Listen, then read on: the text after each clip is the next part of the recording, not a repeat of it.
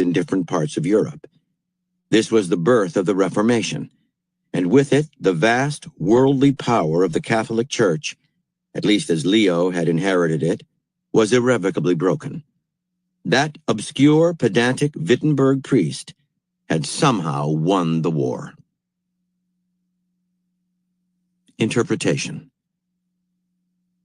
Luther's original intention in his 95 Theses was to discuss a point of theology, the relationship, or lack of it, between God's forgiveness and papal indulgences. But when he read Prierius's response to his argument, something changed in him.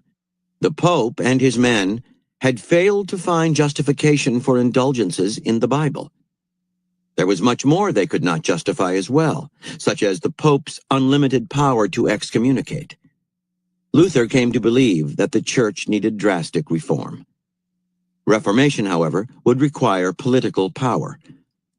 If Luther simply railed at the Church's wickedness from the pulpit or among his fellow priests, he would get nowhere. The Pope and his men had attacked him personally, questioning his motives. Now Luther, in turn, would go on the offensive, fighting fire with fire. Luther's strategy was to make the war public, transforming his moral cause into a political one. He did this by exploiting the previous century's advances in printing technology. His tracts, written in vigorous, angry language that appealed to the masses, were widely disseminated.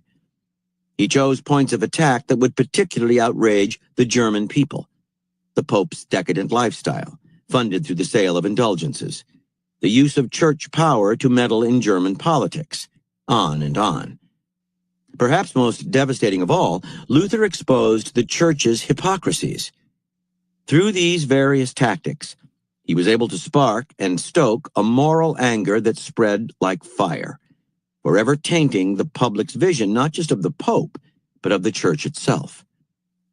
Luther knew that Leo would respond to him not with arguments based on the Bible, but with heavy-handed force, which he also knew would only make his cause shine all the brighter.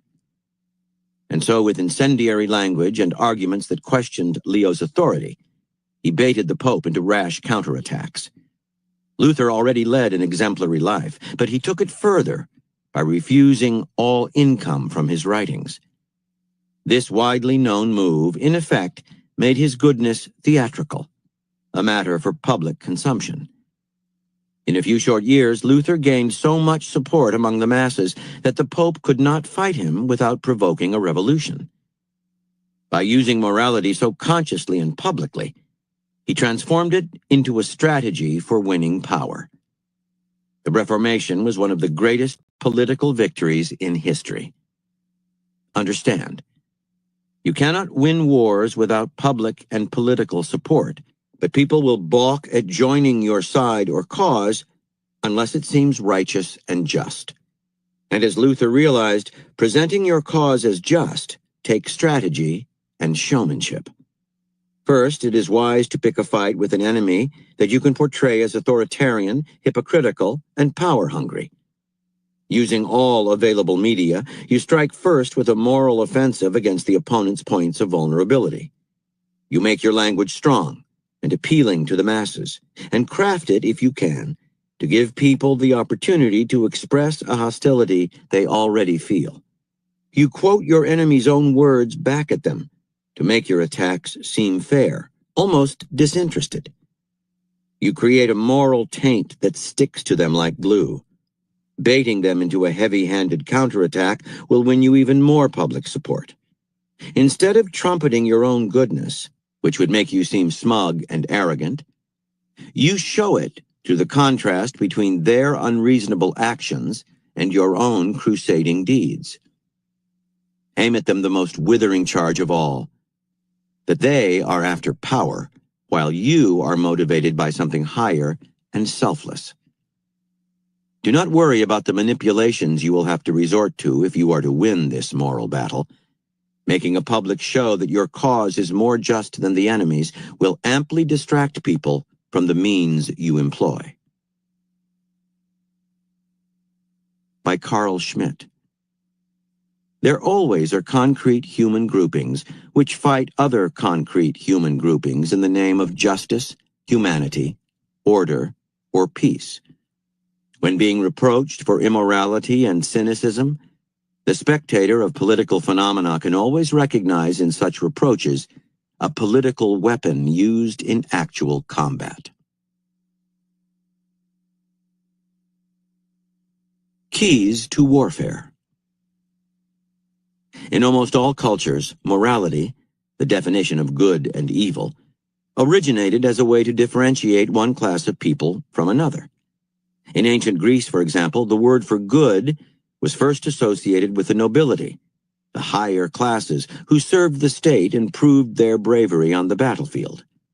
The bad, the base, self-centered, and cowardly, were generally the lower classes. Over time, a system of ethics evolved that served a similar but more sophisticated function: to keep society orderly by separating the antisocial and evil from the social and good. Societies use ideas about what is and is not moral to create values that serve them well. When these values fall behind the times or otherwise cease to fit, morality slowly shifts and evolves.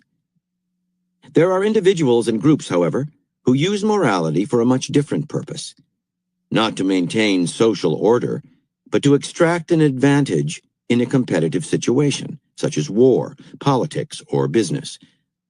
In their hands, morality becomes a weapon they yield to attract attention to their cause while distracting attention from the nastier, less noble actions inevitable in any power struggle. They tend to play on the ambivalence we all have about conflict and power, exploiting our feelings of guilt for their purposes.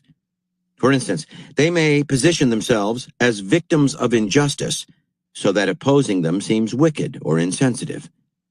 Or they may make such a show of moral superiority that we feel ashamed to disagree with them.